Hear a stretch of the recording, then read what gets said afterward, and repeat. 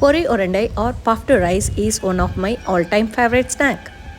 This is made with simple ingredients like jaggery, cardamom powder and puffed rice. Mix well and make into balls. The consistency of the jaggery is more important in this process.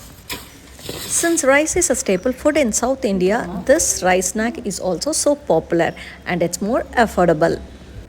Making this into ball lies in the hands of the expert. Here is the expert preparing this rice balls.